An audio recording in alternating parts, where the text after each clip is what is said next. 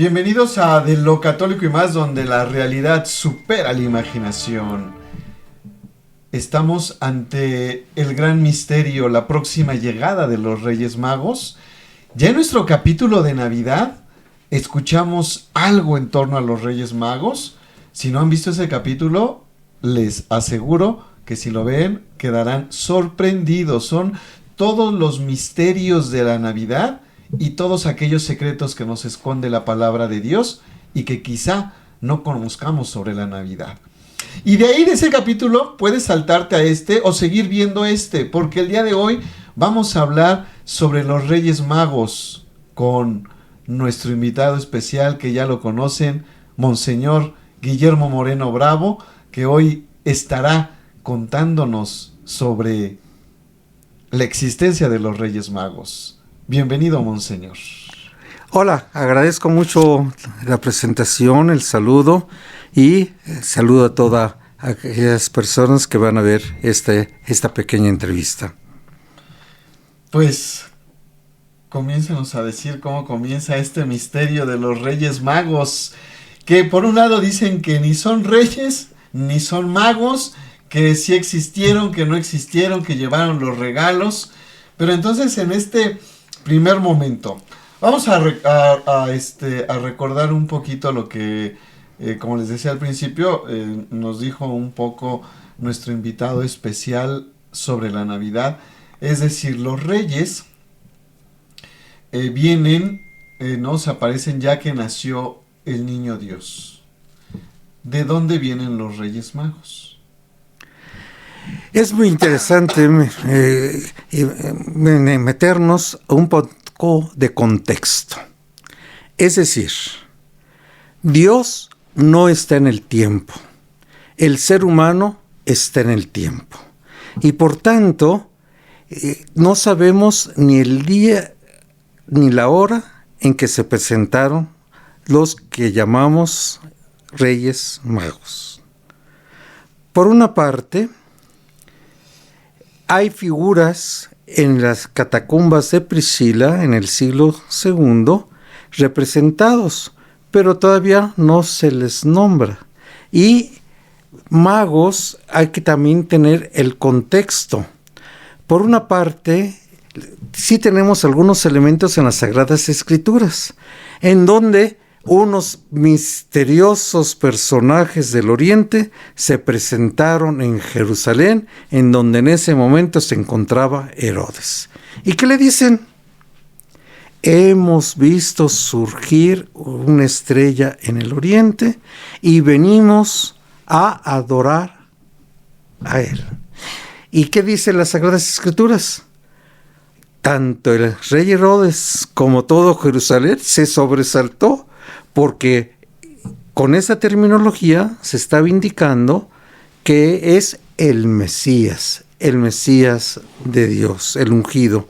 Y por tanto, ¿qué hizo Herodes en primer lugar? Llamó a los ancianos de Israel, a los gentes entendidos, a los escribas, y les pregunta, ¿dónde tendría que nacer el Mesías? ¿Y qué responden los entendidos? En Belén de Judá, porque así está escrito. Y entonces, ¿qué hace Herodes? Los envío a Belén, les indico el lugar, vayan por favor y busquen a ese niño y regresen y háganme saber dónde está para yo mismo ir a adorarlo. O sea, sí existieron. Eran hombres sabios. Es que ya iba yo a llorar, porque dije, entonces si no existieron los restos que están en Colonia de los Tres Reyes Magos, no están. Dije, yo quiero ir un día a verla allá, a tocar los restos, la urna con los restos de los Reyes Magos. Pero entonces sí existieron, eran sabios. Eran grandes personajes. En aquel entonces la terminología no corresponde muchas veces a lo que nosotros entendemos en este momento por magos. Los magos en este momento se llaman como prestidigitadores, que sacan y presentan, no. Aquellos eran grandes eruditos. Estamos en el segundo, en los inicios de la era cristiana. Antes, ¿cómo se catalogaban los años? En el reinado de Filipo, padre de Alejandro. A los tantos años de Alejandro es el imperio. A los 723 años es de la fundación de Roma. O sea, inicios de calendarios por personajes. Hasta después se fue diciendo que más o menos hacia el año 30-33 murió Cristo, y que hacia el año tal y tal fue el martirio de los apóstoles Pedro y Pablo. Por tanto, apenas son los orígenes que siguen el siglo I, pasa al siglo II, y los primeros 4 siglos en la Iglesia han sido momentos de persecución, porque por mis razones se veía el emperador romano, pues que ya dejaba de ser Dios, que en ese momento eran. Entonces hay un gran personaje del siglo II llamado Orígenes. Él tuvo mucha influencia en la vida de la Iglesia. Fue inclusive antipapa, después se convirtió, es otra historia muy interesante, pero influyó mucho. Y se puede constatar que en el siglo II ya Orígenes había hablado sobre los magos de Oriente. Es decir, eran sabios astrólogos que estudiaban el firmamento en los instrumentos rudimentarios que existían. Total, haciendo una pequeña síntesis, los magos prácticamente aparecen como reyes hasta el siglo VIII. En el siglo VIII, más o menos se localizan que aquellos personajes eran del Oriente. Ya se sabía que eran del Oriente, pero también la Biblia utiliza muchos aspectos simbólicos. Y esos personajes, que tampoco sabemos cuántos eran, son 3 los que aparecen, pero en las caravanas, que eran como se transportaban, no venían solos ellos 3, sino que tenía que venir una caravana. ¿Por qué? Porque tenían que atravesar muchas regiones, entre otras el desierto. De hecho, todo Israel, en cierto modo, son nómadas o eran nómadas. Y en las épocas de Cristo, Señor nuestro, además de que los viajes eran siempre a pie o en camello, tenían que llevar viandas, tenían que llevar alimentos, tenían que llevar líquidos. En el desierto muy difícilmente se encuentran fuentes. Y entonces vienen los personajes sabios del Oriente y presentan 3 dones o regalos simbólicos. Pero a ver, antes de eso, de qué es lo que llevan los reyes, ellos vienen de esos diferentes lugares en donde pues han visto la estrella, ¿no? Han ido. ¿Ellos son judíos, son paganos o tienen alguna otra religión? Es muy interesante porque el pueblo de Israel está muy concentrado. La mayoría de todos los demás pueblos de aquel entonces eran politeístas. Y nosotros, a grandes rasgos, podemos decir que empezaba el auge del Imperio Romano. El Imperio Romano es más en la parte que actualmente podríamos decir es occidental. Sin embargo, abarcó una parte oriental. Y los extremos de la tierra serían lo que ahora nosotros consideramos como África, como Asia, como la Europa oriental. Aquellos personajes no iban a ser cristianos, todavía no. Sí, todavía no. Apenas no están había, haciendo, apenas. Y era una forma de decir que ellos vieron un acontecimiento astrológico sorprendente. Le llamaron estrella, hemos visto su estrella, pero ¿qué era? Ellos lo interpretaron que era una estrella y fueron porque esa estrella, ese signo, los fue guiando.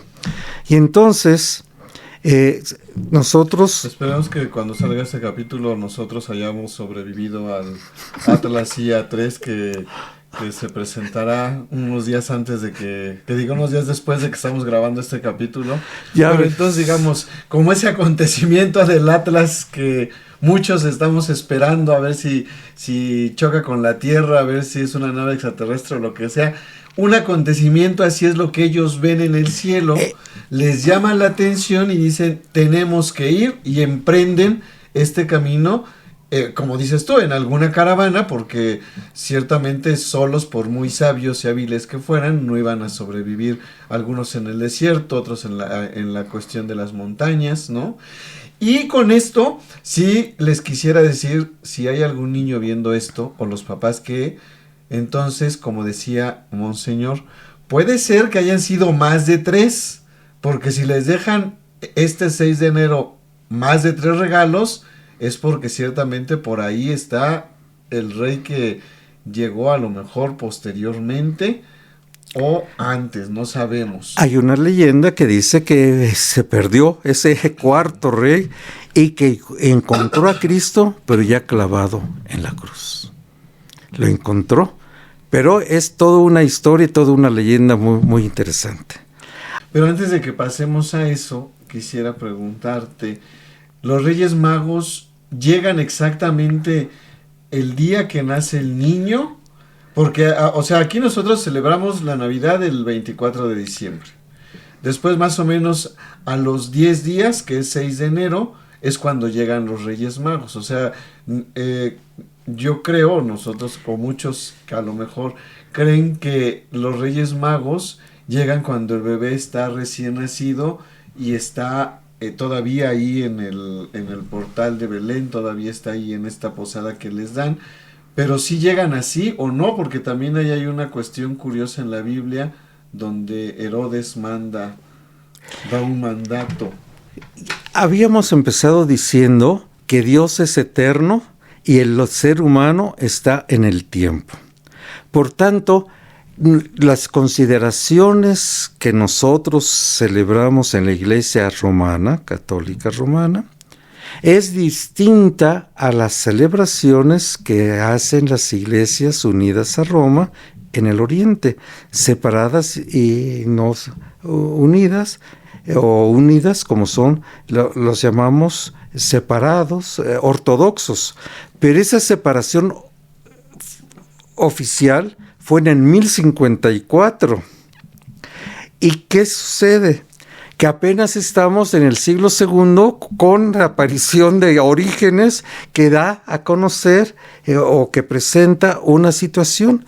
Pero la Iglesia está celebrando ahora no en los tiempos cronológicos, sino en los tiempos llamados litúrgicos, celebrativos.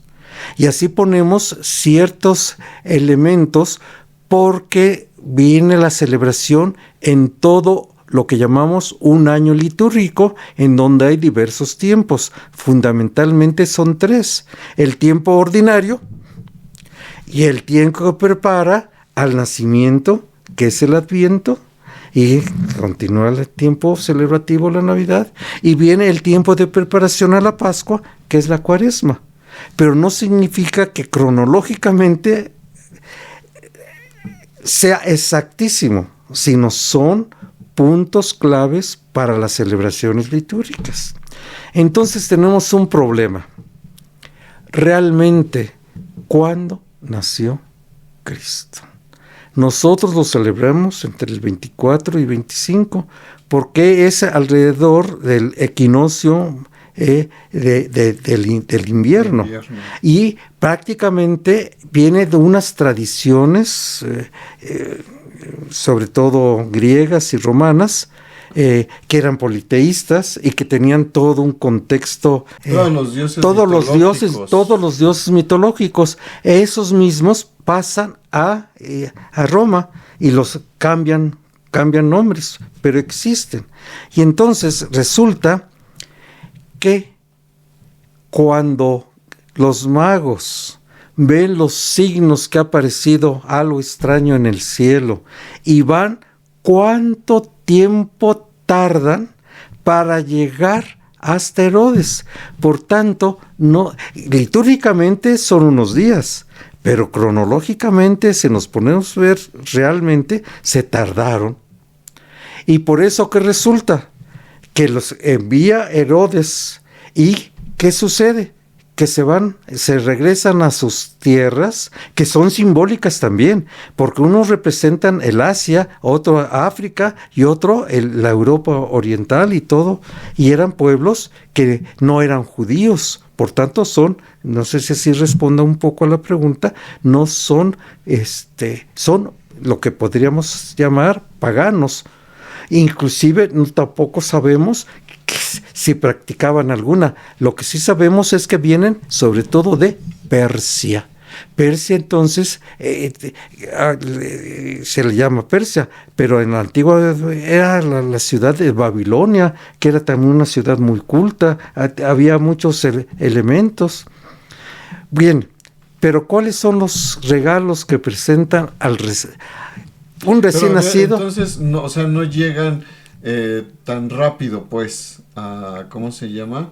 No llegan tan rápido a ver al niño, sino más o menos en un lapso de qué edad tenía el niño, de recién nacido a 2 años, de acuerdo al decreto de Herodes. Exactamente, ese es un elemento. Pudiera ser a lo mejor un poquito mayor de 2 años cuando los reyes lo llegan a ver, o no.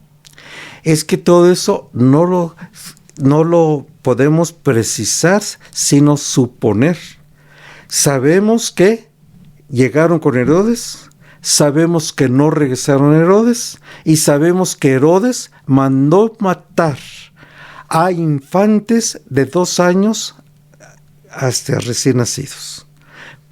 Por tanto, se puede suponer que tardaron como 2 años, y por tanto ya el niño ya está caminando. Sí, más o menos 2 años es... no que tarden 2 años en llegar, sino más o menos en ese lapso de que nació a 2 años es lo que pudieron haber tardado en llegar. No fue una llegada, digamos, instantánea, inmediata, ¿no? A pesar de que sean magos, como tú señalas. Sí, no eran seres humanos inmediata, que tenían que pasar. Y ellos llevaban esos dones para ofrecer.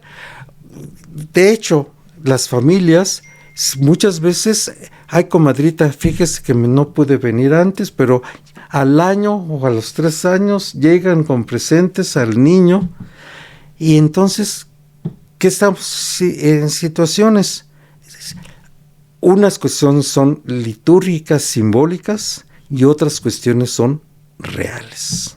Sí, bueno, y esa es una tradición que hasta la fecha, digamos, no solamente cuando nace un niño, sino también cuando vamos a ver a alguna persona o nos invitan a alguna comida, algo así, por lo regular siempre en las familias se trata de llevar un presente, ¿no? En agradecimiento o en empatía con las personas, que sí, cuando nace un bebé, pues es más común esta parte.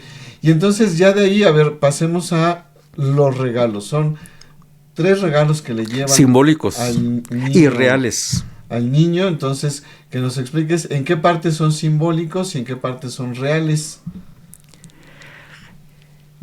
El oro, ¿qué significa? Riqueza. Y entonces le dan como una ofrenda a la divinidad lo máximo. Y de hecho, que en la tradición judía y en otras tradiciones de otras prácticas religiosas se utilizaban copas de plata o de oro. Y el metal precioso era el oro. ¿Qué significa para una persona que, como tú señalas, comadrita, vengo a visitar y yo sé que no me lo tome a mal, pero mire, le dejo esto para que se ayude con la lechita del niño o con el pañalito o con el vestidito? Y actualmente no se dice que son oro, sino es plata, o es decir, plata en el sentido que son billetitos, que es algo contante y sonante, y eso ayuda. Entonces, ¿qué le dieron al niño, a la Virgen? Dinero para sus necesidades. ¿Y dónde lo utilizaron principalmente? Cuando se enteraron de que Herodes mandó matar a los niños. ¿Y qué le dice el ángel a José? Levántate y huye, porque quieren matar al niño. Y para el viaje necesitaban.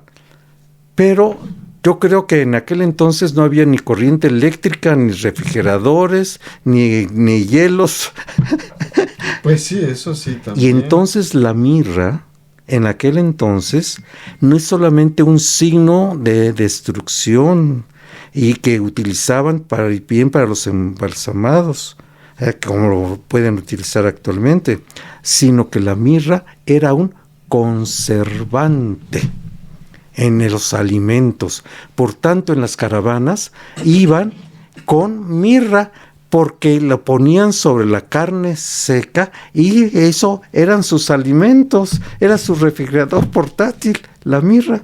Como un poquito ahora también la sal, ¿no? En algunos Sí, lugares todavía se usa como ese ingrediente. Como ese ingrediente de conservación, ¿no? Que, digo, un ejemplo muy que lo tenemos también, o lo tuvimos por esas fechas, la cuestión del bacalao, ¿no? El pescado de bacalao, pues viene totalmente envuelto en sal para poderlo conservar. Entonces, esta parte es lo que hace la mirra, la cuestión de que, digamos, porque de ahí, o sea, hay que recordar que de ahí también se le vuelve a aparecer el ángel a José y le dice, toma al niño y regresa ya, ¿no? O sea, ya pasado lo de Herodes, regresa, entonces tienen que hacer otro viaje aparte del que ya han hecho, pero tienen que hacer otro viaje, por lo cual la mirra les puede ayudar. Y si estamos en ese contexto entre que son entre el nacimiento y 2 años, ¿no? Que llegan los reyes a verlo, o estos sabios llegan a verlo, entonces precisamente llegan como también con la mirra como a tiempo para que ellos puedan emprender el viaje y puedan conservar estos alimentos que ya pudieron a lo mejor comprar con el oro, o que no sabemos, bueno, quizás se ve aquellos personajes yo creo que no llegaron y simplemente se presentaron, se hincaron, adoraron, sino que hubo una conversación. ¿Y tú de dónde eres? Pues es que nosotros somos de Belén, de Judá, pero vivimos en Nazaret. Necesitan regresar a Nazaret. Ellos todavía no pensaban que ellos iban a huir a Egipto. Yo creo que José en algún momento dijo, bueno, pues ya, yo creo que ya es necesario regresar a mi trabajo allá, aquí, pues aquí ¿qué hago? Entonces, si hay que regresar a Nazaret, los magos o los reyes, que llamamos reyes magos, les dieron herramientas, les dieron dinero y les dieron conservantes para sus alimentos, para el viaje, que iban también en caravanas. Por eso cuando cumple 12 años, la Biblia nos señala, hicieron un día de camino, porque podía el niño, ya de 12 años, era considerado mayor de edad, y entonces podía ir en el grupo de caravanas de mujeres o en el grupo de caravanas de varones. Ya él tenía la facultad de decidir a qué caravana se iba. Sí, por eso es que se pierde, ¿no? Precisamente en esta parte, porque puede ir de alguna manera jugando en las caravanas. Y bueno, digo, se pierde en sentido que José y María no saben dónde está y no lo encuentran. Porque hay esta facilidad de... Porque de llegan lo que un pasaba punto en que se caravana. reúnen para pernoctar o para hacer, y se busca, oye, ¿no venía en tu caravana? No, y en la tuya, pues tampoco. Ahí, ellos fueron los que lo perdieron. Él no se perdió, porque él que dice, yo me quedé aquí en el templo, en las cosas de mi padre, y ellos no entendieron la respuesta que les dio. Es interesante. Exactamente. Pero bueno, entonces regresamos. Se van a ir en caravana hacia Egipto, pero decías, más bien José, yo creo que sí estaba también esperando ya regresar a su casa. Le dan este conservador que es la mirra, y solamente nos falta el último elemento, el incienso. El incienso es muy usado todavía en la actualidad en las regiones de la India. Y en cuestiones orientales todavía tenemos hasta el presente que se usa el incienso. ¿Y el incienso qué hace? Perfuma, perfuma el ambiente. Y en aquel entonces, pues como si van en caravanas, como que no se bañaban diario. Se bañaban, si es que se bañaban. Sí, claro, y aparte, bueno... No había... sí, esa parte que dices, y aparte también ellos estaban digamos, en el establo donde nace el niño. Ahí nace el niño, pero no se quedaron perpetuamente en el establo. Uh-huh. Después José yo creo que tuvo que ver a dónde la llevo, para que no se quede aquí en el establo. Tuvieron que buscar un lugar. Sí, un lugar, otra posada. Otra posada, mejor. Y ahí también les costaba dinero. ¿De dónde lo iba a sacar o dónde lo estaba sacando José? Nosotros estamos pensando, pero en aquel entonces por decir así, inmigrante, ¿de dónde saca dinero? Si no le permiten trabajar, si es extranjero. Entonces hay que ver las cuestiones en aquel entonces prácticas que hubo. El oro simboliza el dinero o las percepciones que pueden utilizar. En la mirra ya hemos visto en ciertos detalles. Y el incienso es el perfume de la persona o del ambiente. Eran los perfumes actuales que nosotros nos ponemos, o muchos utilizamos después el varón en la rasurada o después de rasurada, y también muchas damas que nos dan el ejemplo de la mezcla de tantos perfumes que se agrada. Sí, exactamente, es precisamente para esta cuestión o aroma agradable dentro de lo que pues van viviendo como viajeros. Digo, a ti te ha tocado ver también hace más o menos un mes, ¿no? Peregrinar, que bueno, a todos nos toca ver aquí en la ciudad, pero digo a ti por estar más cerca de la basílica o estar en la basílica, ¿no? El caminar de los peregrinos, que pues también digo, los pobres no sé cuántas paradas hagan y donde luego pernotan, ¿no?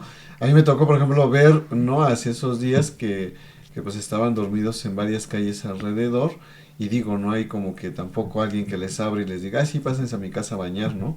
Entonces sí es complicado bueno, más bien ser peregrino siempre es complicado, ¿no? Quienes han hecho o hemos hecho alguna peregrinación, siempre es complicado pues esta parte del baño, ¿no?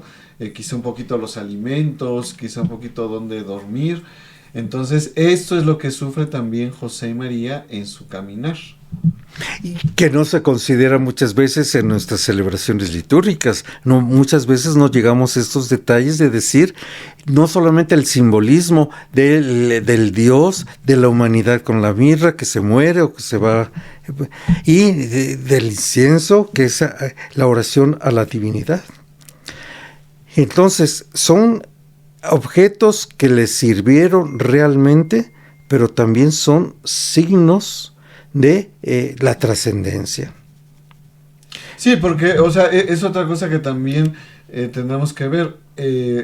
La palabra de Dios solamente nos dice que son esos 3 regalos que le llevan, ¿no? Ya el significado, digamos, como decías al principio con el oro, ¿no? Como es rey, le llevan oro.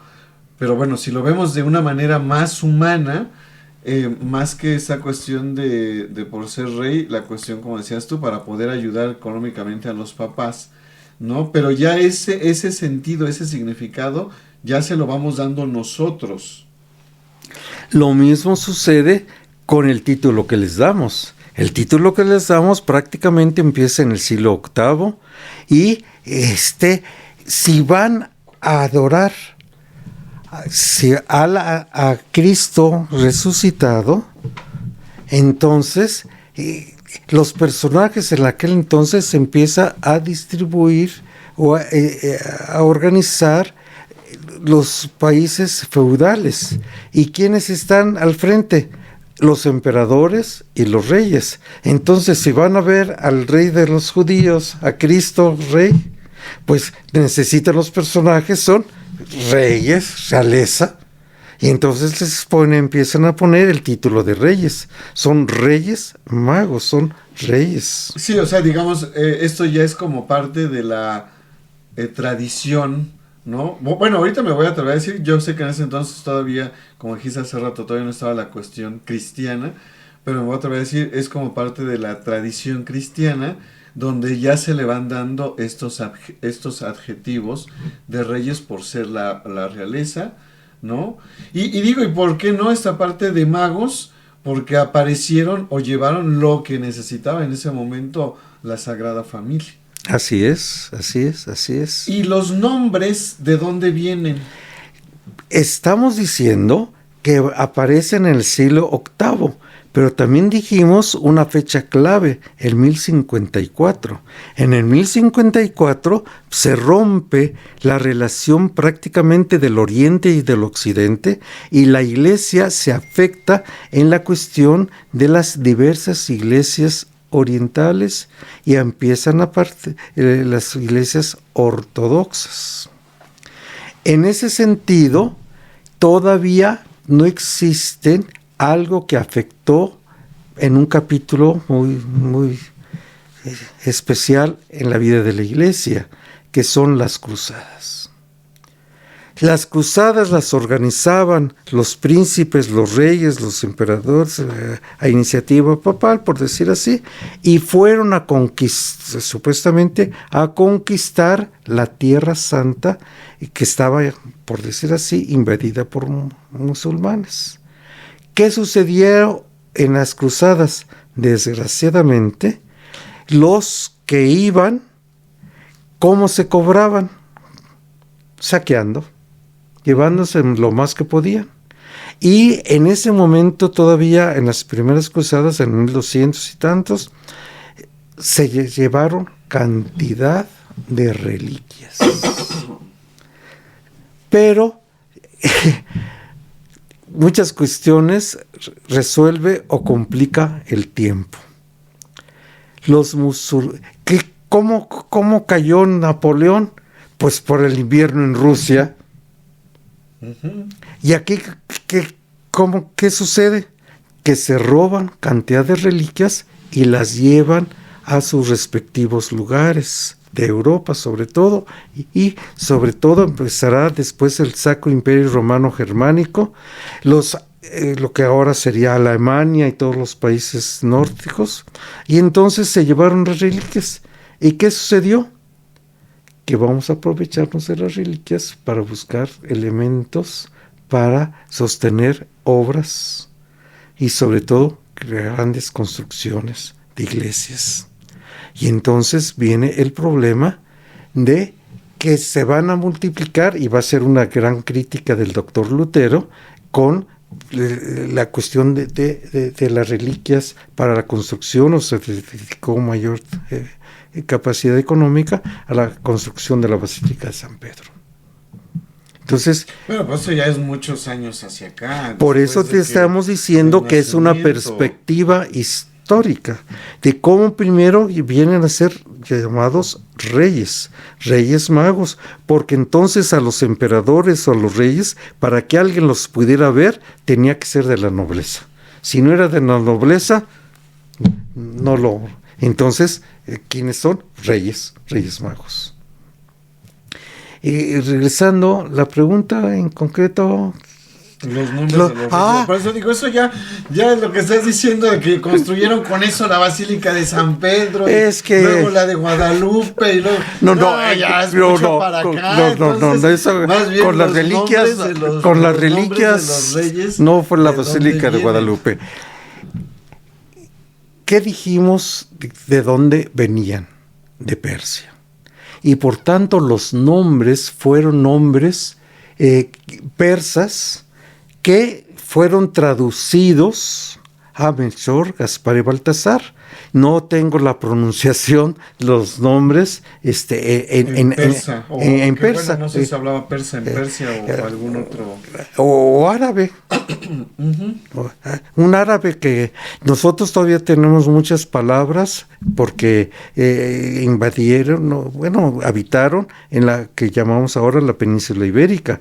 Pero imaginemos si Persia, llamada en aquel entonces así, era un centro cultural. Y entonces los nombres, si aquí, para descubrir por qué se llama Yucatán, pues porque decían, no te entiendo, pues así, lo que me entendieron de eso, y así lo llamaron Yucatán. Y así también se dan muchas cosas. Entonces viene por la tradición, pero es de origen persa los tres nombres: Melchor, Gaspar y Baltasar.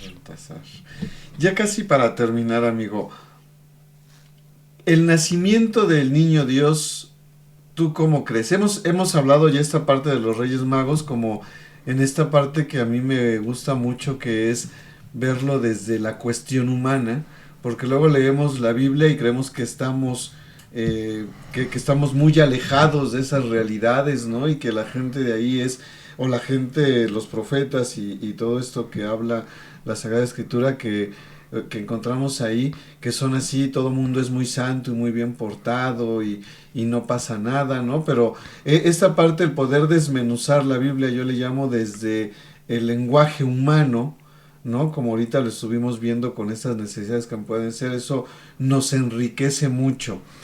Pero dentro de esto, ¿tú cómo lees el nacimiento? Como lo dicen algunos, algunos visionarios o algunos que tienen algunas visiones, en donde dicen que el niño Dios está en el vientre de María, y de repente el vientre se convierte como si fuera un cristal por donde pasa la luz, y entonces así sale el niño, o es un nacimiento normal, un parto normal que tiene ahí María, ¿no? Junto con José, que esa también es una parte que hace falta que nos cuentes a qué va a ver cuando esté embarazada María, a qué va a ver a Santa Isabel. Pero antes de pasar eso, o la otra, que se detiene el tiempo, ¿verdad? Sale el niño y ya aparece cuando vuelve a avanzar el tiempo, ya lo tiene José entre sus brazos. Bueno, eso es todo una cuestión muy interesante, todas esas reflexiones que podemos hacer. No sabemos con precisión ni el día ni la hora en que nació Cristo. Sabemos el lugar, sabemos que fue en Belén, sabemos que fue en una cueva, en un establo, y con muchos elementos también simbólicos, porque nace en Belén, que es la casa del panadero, y él va a ser el pan de vida, y él va a ser el cordero, pero son otros signos muy interesantes, pero ahorita no nos metemos en eso.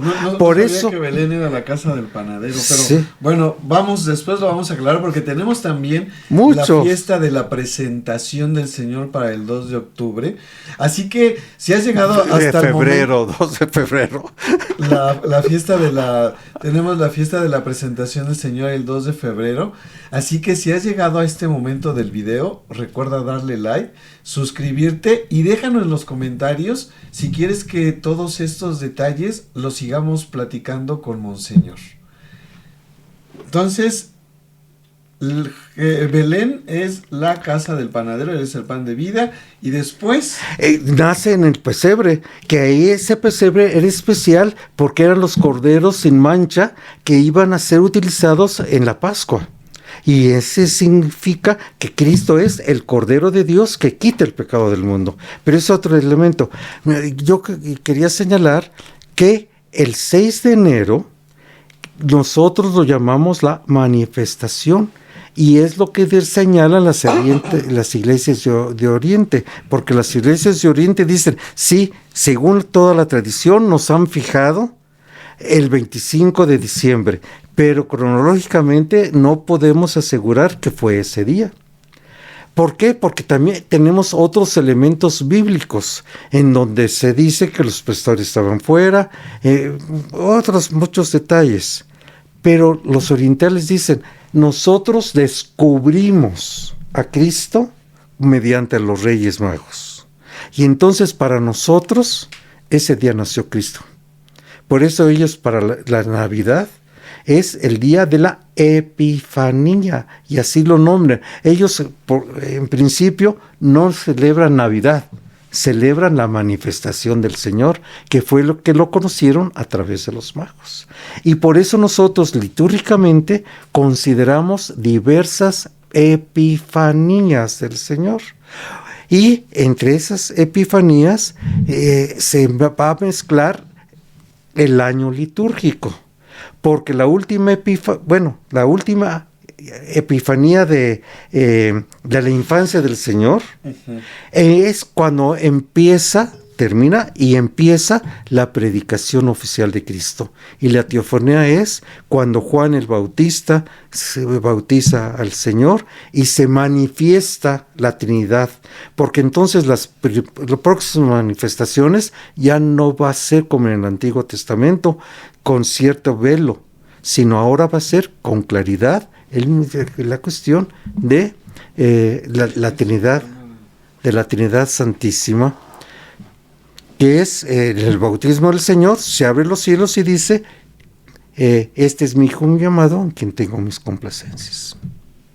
Pero eso que tiene que ver con lo de cómo nació Cristo. Las manifestaciones. ¿Cómo? Si inclusive todavía para el siglo pasado, las mujeres que daban a luz no sabían ni cómo concebían. Y sí, mucho menos tampoco sabían cómo dar a luz. En esas dos partes que te decía, ¿tú por cuál te inclinas? El respeto a la divinidad. Y ese respeto a la divinidad es que no sabemos cómo fue el nacimiento del Salvador. O sea, lo dejamos dentro del misterio.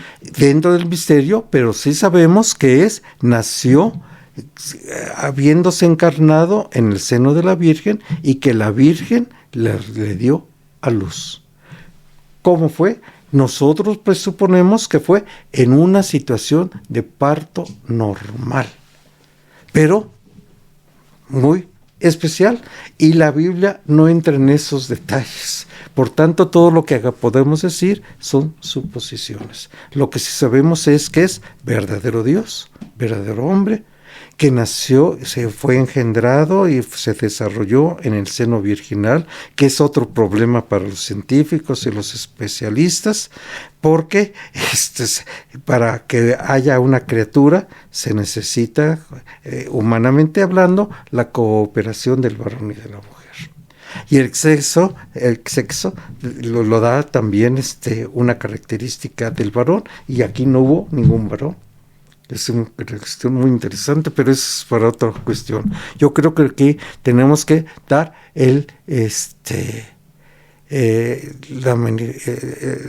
la sumisión, la humildad de reconocer que está en el misterio de Dios. No nos preocupa ese detalle. Nos interesa fundamentarnos en la fe, que es el Hijo de Dios. Esas fueron las primeras discusiones. María es verdadera madre de él. Fue el concilio de Éfeso, que estamos celebrando 1700 años. Eso fue el gran acontecimiento de la unión del patriarca de la comunión oriental con la Iglesia romana. Y allí habría mucho que discutir y pensar o meditar, porque terminando el Concilio Ecuménico Vaticano II, el Papa Paulo VI levantó las excomuniones proferidas en el antaño, y en ese momento el patriarca de Constantinopla, aunque ahora se llame la situación concreta Istambul, levantó las excomuniones que también lanzó contra la Iglesia romana.